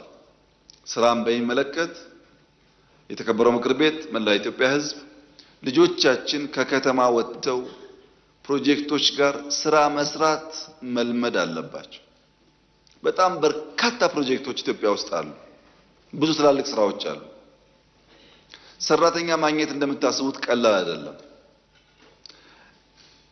እዚህ ያለ የምክር ቤት አባል በሙሉ የቤት ሰራተኛ ቸግሮሃል ወይ ቢባል የማያማርር የለም፣ ግን ደግሞ ስራ የለም ይላል። ቤት ሰራተኛ ማግኘት በጣም ችግር ሆኗል። በሺዎች እየተከፈለ ኢትዮጵያ አዲስ አበባ ውስጥ የሚከፈለውና ከሞላ ጎደል በአረቡ ዓለም የሚከፈለው አንዳንዴ እዚህ የሚበልጥባቸው ቦታዎችም ሊኖሩ ይችላሉ። ያም ሆኖ ግን ሰው የለም። ሰው የሚፈልገው ብድግ ብሎ መኪና መንዳት፣ ብድግ ብሎ ቤት ባለቤት መሆን ነው እንጂ ሁለት ስራ አይደለም። አሜሪካ ያሉ ወንድሞቻችን ሁለት ስራ እየሰሩ ነው ቢል የሚከፍሉት። እያስተማሩ ሁበር እየነዱ የሆነ ስራ እየሰሩ የሆነ እየጨመሩ ሁለት ሺፍት እየሰሩ 16 አወርስ እየሰሩ የኛ ቤተሰቦች ዝም ብሎ ተቀምጦ ፌስቡክ እያዩ ስራ የለም ቢባል ወደፊትም የሚሳካ አይመስለኝም። ሁለት ሶስት ሺፍት እየሰራን እየተጋገዝን ካልሆነ ኑሮ እየከበደ መሄዱ አይቀሬ ስለሆነ ማለት ነው። ልጆቻችን ደግሞ ወጣ እያሉ መስራት ቢለማመዱ ቤተሰብም ኢንከሬጅ ቢያደርግ ጥሩ ይመስለኛል። በግሌ ልምድ ያገኛሉ፣ ዕውቀት ያገኛሉ። እድሜ ካለፈ በኋላ ያ እድል አይገኝም። ወጣ ብሎ መስራት ጠቃሚ ነገር ነው። እዚህ ወንጪ አንድ ቤተክርስቲያን ጥንታዊት ታሪካዊት ለማደስ ሙከራ እናደርግ ነበር። ሐይቅ ውስጥ ያለች በጣም ታሪክ ጠገብናት። ሰራተኛ አጥተው ከአዲስ አበባ ነው ሰራተኛ ፈልገው የወሰዱት እዚህ ወንጪ። ምናልባት የቢሾፍቱን ኤርፖርት ፕሮጀክት አንዳንዶቻችሁ አይታችሁ ይሆናል። ብታዩት ደስ ይለኛል። በህይወት ዘመናችሁ ከምታዩቸው አስደናቂ ስራዎች አንዱ ነው። ሚታይ አይምሰላችሁ። እዛ ያለው እንቅስቃሴ በጣም ከፍተኛ ነው። በዚያ ሁሉ ውስጥ ግን ሰው በቀላሉ አይገኝም። ሰውም አለ፣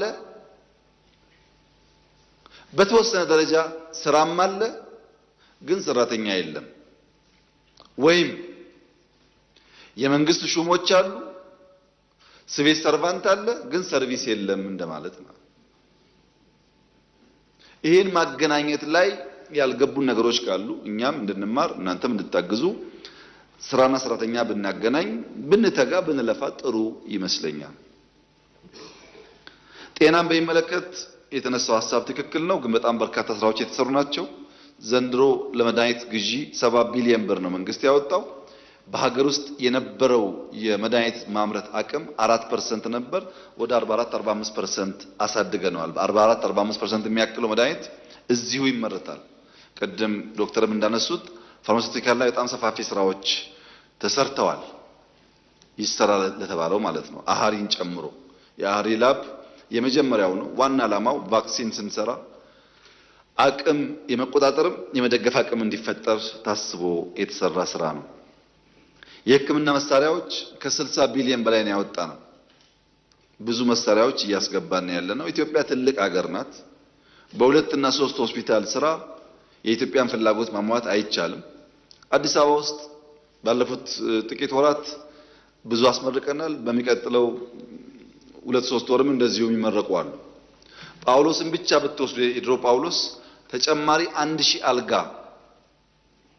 ተጨምሮ በጣም ትልቅ ሆኖ ተገንብቷል። ግን በቂ አይደለም። አሁንም ባክሎጉ ሰፊ ስለሆነ በጣም ብዙ ስራ ይጠበቅብናል። ያም ሆኖ ግን ፋርማሲውቲካል ላይ ሆስፒታል ላይ በነበረው ግንባታ በመቆጣጠር አቅማችን ምክንያት የዓለም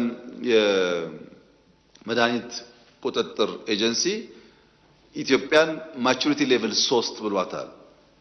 ጥቂት አፍሪካ ሀገራት ያሉበት ካታጎሪ ነው። ትልቁ ማቹሪቲ ሌቭል 4 ነው።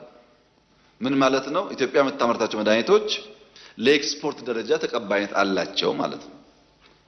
እድገት አለ፣ ለውጥ አለ፣ ብዙ ደግሞ የሚቀር ነገር አለ። ብዙ እሱን አበክረን በመስራት ኢትዮጵያ ውስጥ ውጤት እንደሚመጣ ተስፋ እናደርጋለን። ከሚቀጥሉት 5 ዓመታት ስራችን አንዱ በውጭ ሀገር ደረጃ የሚታዩ ጸዳ ያሉ የሕክምና መስጫ ተቋማት መገንባት ይሆናል።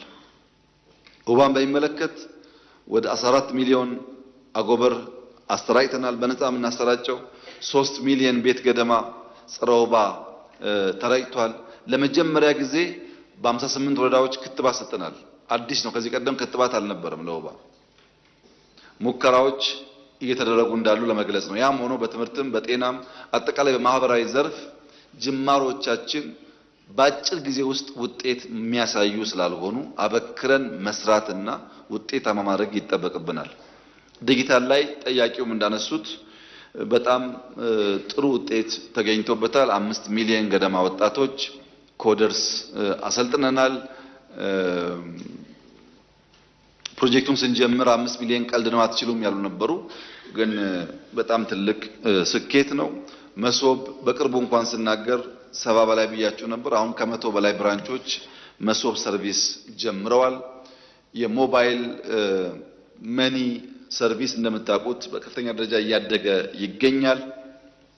ኤአይ ዩኒቨርሲቲያችን በጣም በጥሩ ሁኔታ ነው የሚገኘው። ምናልባት ከጥቂት ወራት በኋላ በጋራ ያለበት ደረጃ ለማየት እንሞክራለን። ግንባታ ላይ ስለሆነ ስታርታፖች ዲፒኦ ተስፋፋ ነው ያለው። በገበያችን በስራ በሰርቪስ ቴክኖሎጂ ከፍተኛ ኢምፓክት እያመጣ ነው። ቅድም በኮሪደር ብቻ ሳይሆን በሌላም ዘርፎች ብትሰማሩ ያሉት ወንድማችን ትክክል ናቸው። ለዚህ ነው ብዝሃ ዘርፍ ያልነው። ቴክኖሎጂ፣ ኢንዱስትሪ፣ ግብርና። በነገራችን ላይ ከተማ ከ5ቱ ፒላርስ ውስጥ የለበትም።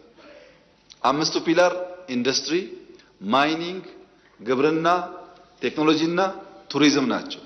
አርባናይዜሽን እና ኮሪደር፣ ኢነርጂ፣ ሎጂስቲክስ ሌላ ሌየር ናቸው እንጂ በዋና ፒላር ውስጥ የሉበትም። ያም ሆኖ ግን ከተማ ውስጥ ስለሚታዩ ጎላ ያለው ስራ እሱ ይመስለኛል። እሱ መተካቱ ጥሩ ነው። በሌሎች ዘርፎችም በጣም ከፍተኛ ስኬቶች አሉ። በኋላ ኢኮኖሚዎችን ሳነሳ እዳስሳለሁ።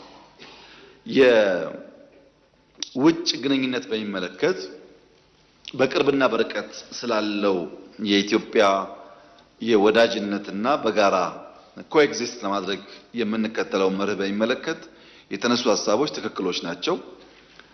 ዓለም በጣም ተለዋዋጭ ባህሪ ይዟል።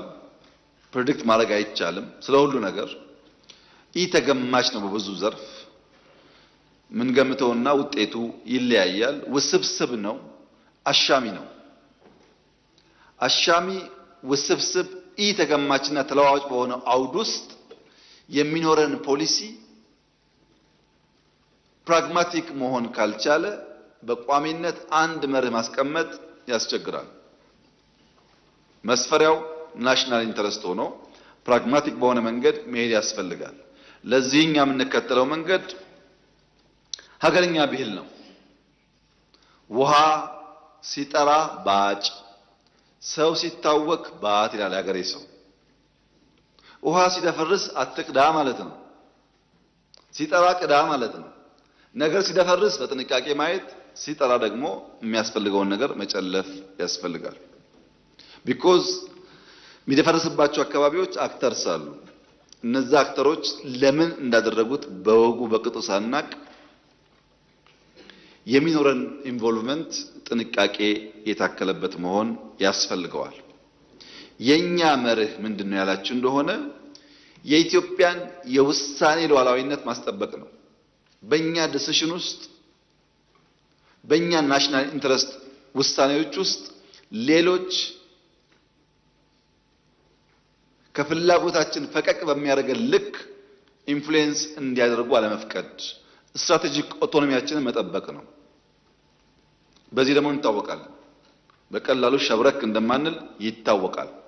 ለዚህ የምንከተለው መንገድ በእኛ ሳይድ 3 መ ብለን አስቀምጠናቸዋል። አንደኛው መቋቋም ነው። ሬዚሊየንት ኢንስቲትዩሽን እና ሀገር መፍጠር። ያን ለማድረግ ክፍተት ሲታይ ክፍተት መሙላት፣ በሶፍትም በሃርድም የሚያስፈልጉ ፓወሮች ክፍተት እያየን መገንባት። ሁለተኛ መጠቀም ነው። ፈተናን ወደ እድል መቀየር። ሶስተኛው መግራት ነው። በሰው አጀንዳ መገራት ሳይሆን የራስ አጀንዳ ፈጥሮ መግራት ነው። እዚህ ቦታ ላይ አላነሳውም ጊዜው ስላልሆነ። ይገርመኛል፣ አጀንዳ ፈጥረን የመግራት አቅማችን ያደገበት ደረጃ አንብሊቨብል ነው። አሁን አልገልጸውም ለጊዜው። ያም ሆኖ ግን መቋቋም፣ መጠቀም፣ መግራት መርህ አድርገናል። በነበረው ግጭት እነዚህ መርሆች አፕላይ አድርገናል። ምግብ ማምረት ክሪቲካል ነው፣ ግጭት ሲፈጠር እንቸገራለን ብለን ነበር። አሁን ባለው ግጭት ማዳበሪያ፣ ነዳጅ ስለሚጠፋ አፍሪካ ትራባለች የሚል መዝሙር ሟርት ትሰሙ ይሆናል። ብዙ የሚነገረው አይ ከነሹሪው ኢትዮጵያ አትራብም፣ ለነሱ ይስሙት፣ እኛ እንራብም፣ ሰርተን ራሳችንን እንመግባለን። ይሄ ቋንቋ እንደማይጥም አውቃለሁ፣ ግን አንራብም። እዛው ተጋጭተው ችግራቸውን ሳይጨርሱ ትራባላችሁ፣ እዛው ኮቪድ ብለው ታልቃላችሁ ሲባል እንዳለ ይሄን ሟርት መቀበል ትክክል አይደለም። ኖ ማለት ያስፈልጋል። ጫና የለውም ወይ? ይኖረዋል። ጥቅምስ አለው። ብዙ አትርፈንበታል፣ ብዙ ተጎድተንበታል። ከሁሉ በላይ 2 ትላልቅ የዓለም ጦርነቶችን በደንብ አናላይዝ ካደረግን በኋላ እንደ ሀገር ሉዓላዊ ክብራችንንና ሀገራዊ ብቃታችንን የሚያናጉ ክፍተቶች ለይተን አቅም ገንብተንበታል። እዛ ያየነውን ጥንቃቄ ተምረንበታል፣ ክፍተት ሞልተንበታል። በዚህ ውጊያ ያገኘነው ትምህርትና የፈጠርነው አቅም በጣም ከፍተኛ ነው። በጣም ከፍተኛ ነው። ብዙ ትምህርቶች አግኝተንበታል። በዚያው ልክ ደግሞ ያስከተለው ጉዳት አለ። ሁለቱም ባላንስ አድርጎ ማየት ያስፈልጋል። ከጠላት አንጻር ያለው ስሌት ምንድነው? እኛ ስትራቴጂክ ኦቶኖሚ ለመጠበቅ 3 መን እንዳልነው ሁሉ ጠላት ደግሞ ሳያቅ እሱም 3 መን ይከተላል። በስሁት ስሌት አንደኛው መካድ ነው። መካድ ኢትዮጵያ ድል በሀብት ያላት፣ አልገዛም የሚል ህዝብ ያላት፣ ሊገዟት 2 3 4 ሞክረው ተሸንፈው የተመለሱባት ሀገር መሆኗን፣ ኢትዮጵያ ማንበርከክ ቀላል አለመሆኑን ቢያቅም ታሪኩን ይክዳል። አንዱ መካድ ነው። ሁለተኛው መርሳት ነው። ይህ ሀገር ስትራቴጂክ ዴፕዝ አለው፣ ሂውማን ዲቪደንድ አለው፣ የወጣት ሀገር ነው። ከከፋ ራሱን ሊከላከል ይችላል። አቀማመጡም ተቋማዊ ልምምዱን ቀላል አይደለም የሚለውን መርሳት ደግሟል። ስለኛ ሲያስታውሱ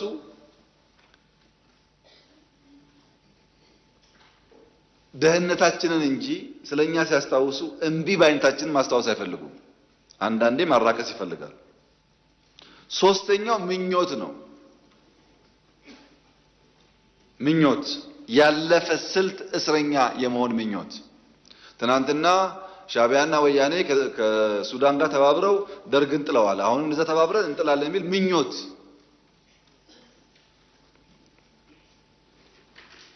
እንኳን ሻዕቢያና ወያኔና ሱዳን ሌላም ቢጨመር በኢትዮጵያ ሉዓላዊነት ቅንጣት ታክል ስጋት የለም። ቅንጣት ታክል።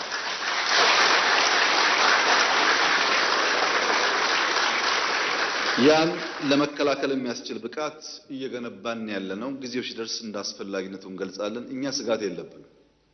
ሰዎች ባረጀ ባፈጀ ስልት ድሮ በሰራ ስልት አሁን ለመጠቀም መሞከር ጠቃሚ አይደለም። ምክንያቱም ያኔ ስልቱ የሰራው በሸበጥ ጮፈሬ የላስቲክ ጫማ መሄድ የፈለገ መቅመል የፈለገ መራብ የፈለገ ቢገባውም ባይገባውም ወስቶ የተከተለ ኃይል ነበረ። አሁን ግን 22 እና መገናኛ ህንጻ አስቀምጠህ እዛ በመቀመጥ አይሆንም ማለት ነው። ተቀይሯል ጊዜው። ሀብት እያፈራህ ሀብትን እያጣጣምክ ራስን ደግሞ ለመስዋዕት ማዘጋጀት አብሮ አይሄድም። አልፎበታልና ይሄ ምኞትም አይጠቅምም። ቅድም ብየዋለሁ፣ አሁን ደግሜ መናገር የምፈልገው የሚያስፈልገን ሰላም ነው፣ የሚያስፈልገን ትብብር ነው፣ የሚያስፈልገን አብረን መስራት ነው። የሚያጓጉ ነገሮች አሉ።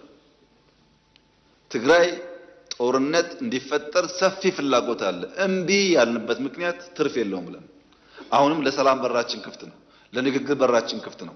መወያየት የምንፈልገው ሰላም ማምጣት የምንፈልገው በእኛ በኩል ትተን ተጎርተን ለትግራይ ሰላም ከመጣ ፍላጎታችን እሱ ነው። ግን አንድ ነገር ማወቅ አለባችሁ። የዛሬ 20-30 ዓመት አሁን ያለው መንግስት አሁን እዚህ ፊት ለፊት የምታያቸው ሰዎች ከወረዱ በኋላ ተመልሰው መጥተው ኢትዮጵያን እንምራ ካሉ ኢትዮጵያ ሞታለች ማለት ነው። እውነቴን እነግራችሁ፣ ኢትዮጵያ ለዘመኑ ለሲዝን የሚመጥን መሪ መፍጠር ካልቻለች ሰዎች እየወጡ የሚመላለሱባት ከሆነ ኮሌክቲቭሊ ሞታለች ማለት ነው። ይሄ የሚያኮራ ነገር አይደለም፣ የሚያሳፍር ነገር ነው። 50 ዓመት ፓርቲ መርተህ ፓርቲ የሚተኩ ሰዎች ካልፈጠርክ ሌላ 1000 ቢሰጣ አትፈጥርም ማለት ነው። ቲፒኤልኤፍ 50 ዓመት ፖለቲካል ፓርቲ ሆኖ አንጋፋ ፓርቲ ሆኖ ወጣቱን ትውልድ ማመን ካልቻለ ኪሳራ ነው። በፍጹም አትጠብቁ። ድልና ቲፒኤልኤፍ አራምባና ቆቦ ናቸው። አትጠብቁ። ለመሰላችሁ የሚያሳየው ነገር ኒው ብለድ፣ ኒው ቶት፣ ኒው ዳይሬክሽን የማይቀበል ፎርስ በነበረው ነገር የትም አይደርስም።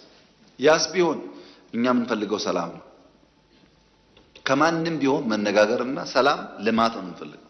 ከግጭት አናተርፍም፣ አይጠቅመንም። በተለይ ትግራይ አካባቢ የኛ ትልቁ ምኞት ባህር ዳር የምናየውን፣ ጎንደር የምናየውን፣ ጅማ የምናየውን፣ አርባ ምንጭ የምናየውን የኮሪደር ዴቨሎፕመንት መቀሌ ማየት ነው ምኞታችን እሱ። ከዚህ ውጭ ያለው ጉዳይ አይጠቅመንም፣ አንፈልገውም። የኛ ባንዳዎች የክራብ ሜንታሊቲ ያላቸው፣ ክራብ ተጠላልፎ መውደቅ እንጂ ተያይዞ ማደግ አይችልም። ተጠላልፎ መውደቅ ጠቃሚ አፕሮች አይደለም።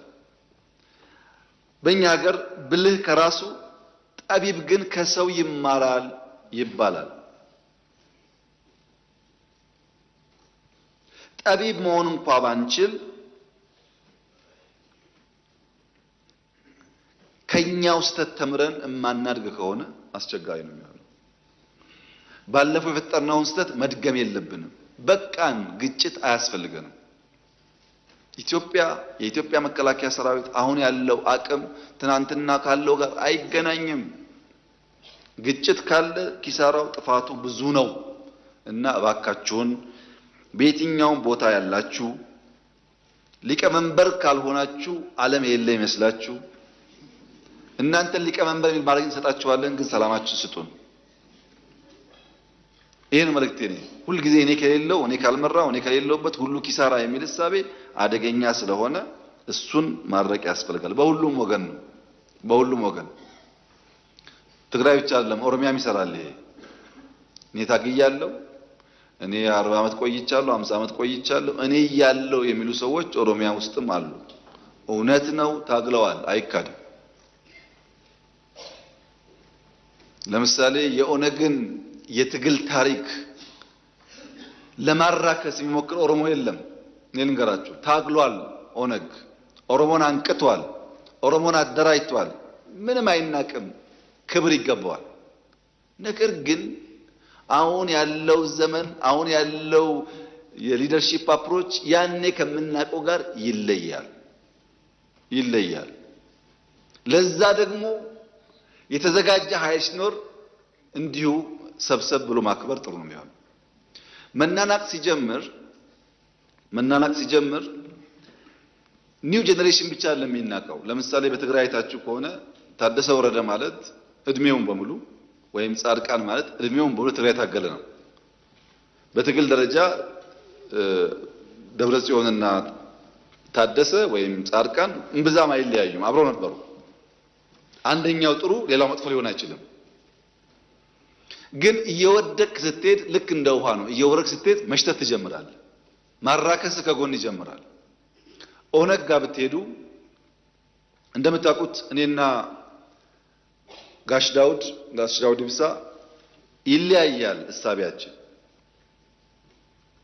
ግን ጋሽ ዳውድ ኢብሳ ጀግና ናቸው። ይሄንን ግን አልክድም። እኔ ላለፉት 40 ዓመታት ኮንሲስተንትሊ ለኦሮሞ ውስጥ ታግለዋል፣ በችግር በመከራ ውስጥ። እኔ ጀግነታቸውን አምናለሁ። አብሮ የታገለው ግን አያምንም። የጋሽ ዳውድ ግሩፕ ጋሽ ሌንጮን ያራክሳል፣ የጋሽ ሌንጮ ግሩፕ ጋሽ ዳውድን ያራክሳል። ሁለቱም ግን ጀግኖች ናቸው። መራከስ አያስፈልግም፣ መማር ነው የሚያስፈልገው።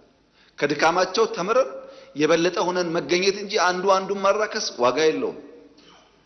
ሲሚለርሊ ቲፒኤልኤፍ ለትግራይ ህዝብ ያደረገው ተጋድሎ፣ የአማራ ታጋዮች ለአማራ ያደረጉት ተጋድሎ፣ የአፋር፣ የሶማሌ፣ የቤኒሻንጉል፣ የጋምቤላ ክብር ሊሰጠው ይገባል። ነቅተው ለማንቃት ሞክረዋል።